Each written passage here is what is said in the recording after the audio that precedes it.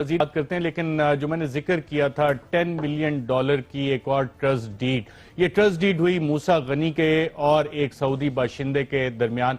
और इन मूसा गनी साहब का नाम हमें मिला इसहाक डार साहब के उस मशहूर ज़माना एतराफ़ी बयान में जो सेक्शन 164 के तहत उन्होंने दिया था। और उसके बाद हुकूमत ये कहती है कि जनाब क्योंकि वो एक डिक्टेटर का दौर था, बड़े तशद्दुद करके लिया गया। लेकिन ये वाली ट्रस्ट डीड क्या कह रही है? मूसा गनी के साथ ये जो ट्रस्ट डीड थी और $10 मिलियन, चौधरी शुगर मिल जिसके शेयर्स आज भी वजीर आजम के पास हैं, रमजान शुगर मिल जिसके शेयर आज भी वजीर आजम के पास हैं, इस ट्रस्ट डीड में है क्या? आइए देखते हैं।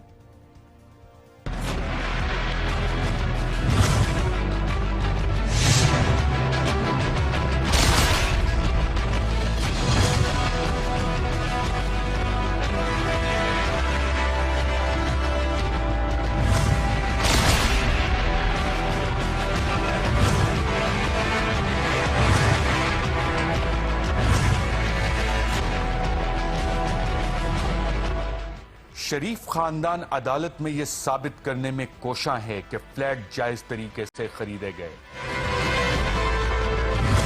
मगर हैरत अंगेज तौर पर अपने हक में कोई मुनासिब सबूत पेश करने में अब तक नाकाम रहा है।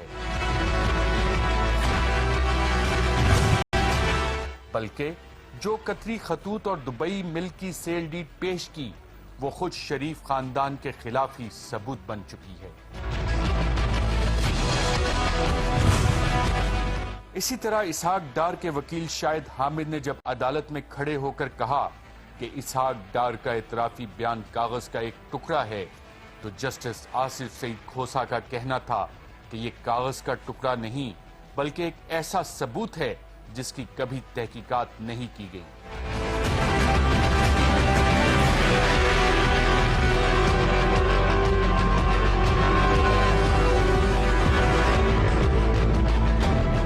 हुदैबिया पेपर मिल्स के रेफरेंस को देखें तो यह बात अयां हो जाती है कि इसहाक डार ने जो बयान दिया था उसमें हकीकत का अंसर मौजूद है, और इस बात को तकवीत काजी खानदान के उन दस्तावेजात से मिलती है जो कि मुख्तलिफ बैंकों की तरफ से उनको 90 की दिहाई में लिखे गए।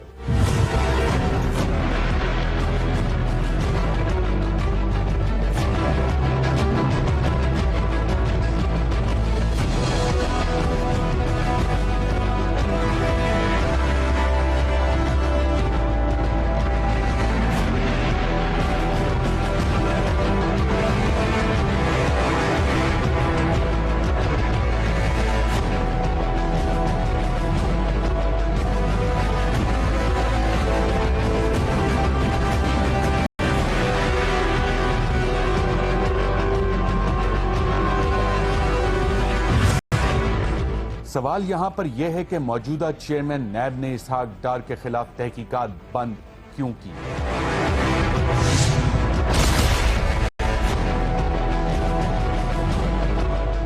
हाई कोर्ट के फैसले के खिलाफ अपील क्यों ना की गई? इसहाक डार को क्लीन चिट क्यों दी गई? क्या इसकी वजह उनका वजीर खजाना होना था? क्योंकि किसी भी तहकीकाती इदारे का बुनियादी असूल अपनी तहकीकाती रिपोर्ट के खिलाफ फैसला आने पर अपील करने का होता है, लेकिन हैरत अंगेज तौर पर इसहाक डार के हक में फैसले के खिलाफ कोई अपील दायर नहीं की गई। इसहाक डार के एतराफी बयान को अगर बगौर पढ़ा जाए तो उसमें सईद अहमद मौजूदा डिप्टी गवर्नर स्टेट बैंक के अलावा एक और किरदार का भी जिक्र आता है, और वो किरदार है मूसा गनी। इसहाक डार के एतराफी बयान के मुताबिक शरीफ खानदान के लिए मनी लॉन्ड्रिंग में जहां सईद अहमद और काजी खानदान के बैंक अकाउंट इस्तेमाल हुए, वहां एक और अकाउंट भी इस्तेमाल हुआ, और वो अकाउंट उनकी अहलिया के भांजे मूसा गनी का था। इसहाक डार ने एतराफ किया है कि मूसा गनी के अकाउंट में शरीफ खानदान की दी गई गैर मुल्की करेंसी जमा करवाई गई ताकि उसको इस्तेमाल करके कर्जा हासिल किया जा सके और इस तरह काले धन को सफेद किया जा सके।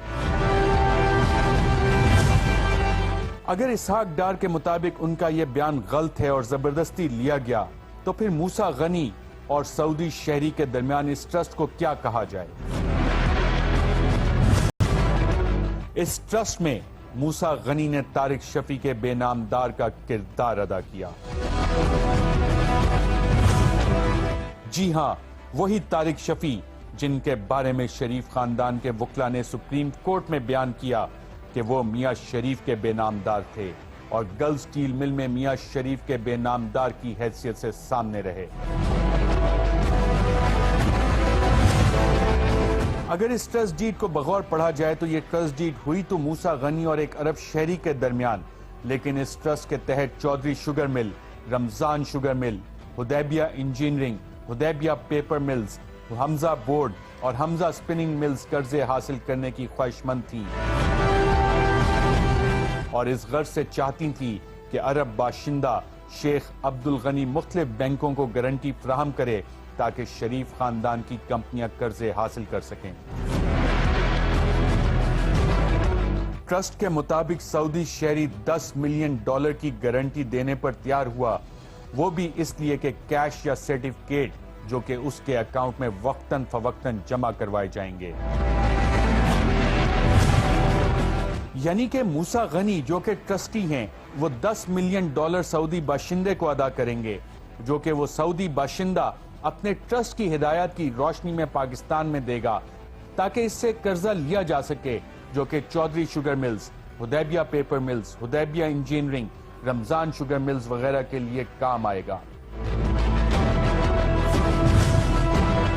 इसी ट्रस्ट डीड में आगे चलकर लिखा गया है कि सऊदी शहरी की तरफ से दिए गए पैसे मूसा गनी पाकिस्तान में अपने अकाउंट में जमा करवा सकेगा और इस पर कर्जा भी ले सकेगा।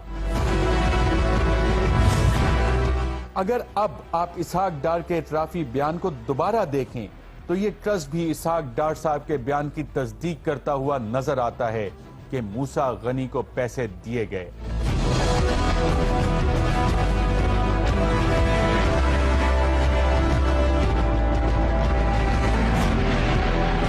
इसी ट्रस्ट के आखिर में एक रसीद भी मौजूद है जिस पर मियां शरीफ के बेनामदार तारिक शफी के दस्तखत मौजूद हैं, जो कि ये लिखते हैं कि मूसा गनी से तमाम रकम बशमूल तमाम नफा वसूल कर लिया गया है, जिससे मजीद ये साबित होता है कि ट्रस्ट में मूसा गनी को सिर्फ फ्रंटमैन बनाया गया था और पीछे कोई और खेल खेला गया।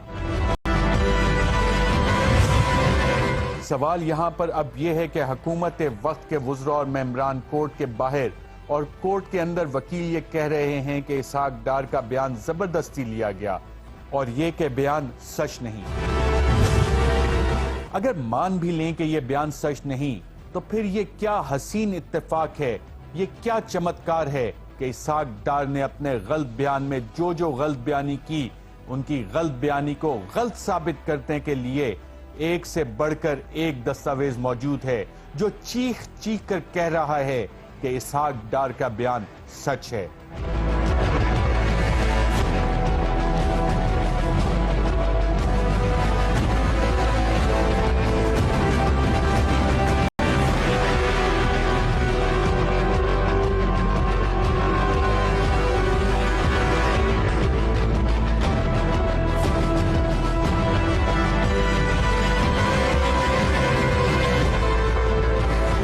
इसहाक डार ने अपने इतराफी बयान में काजी खानदान का जिक्र किया कि उन्होंने यह अकाउंट इस्तेमाल करके शरीफ खानदान की मिलों के लिए कर्जा हासिल किया।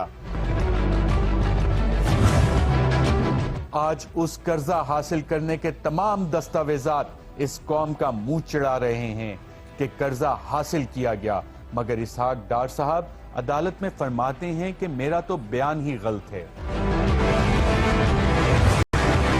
इसहाक डार ने अपने बयान में मूसा गनी का जिक्र किया और आज ये ट्रस्ट डीड भी हमारे सामने मौजूद है, हमारी आंखों के जरिए दिमाग में उतर रही है और कह रही है कि अगर बयान गलत है तो मैं क्या हूं।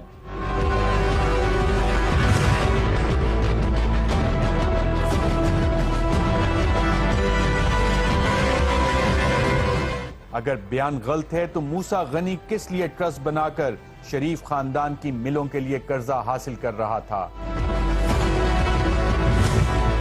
इसहाक डार ने अपने बयान में जिस जिस शख्स का जिक्र किया वो किरदार सबूतों समेत हमारे सामने मौजूद है।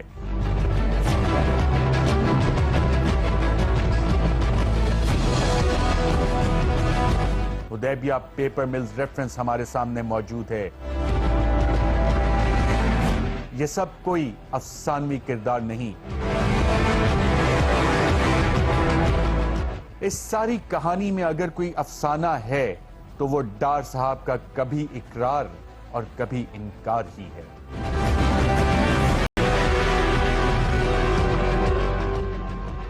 जी नाज़रीन, आपने देखा मूसा गनी का जो जिक्र इसहाक डार साहब के एफिडेविट में था, वो ट्रस्ट डीड भी सामने आ गई है। फैसल बैंक के दस्तावेजात भी हैं। बैरिस्टर अली जफर साहब,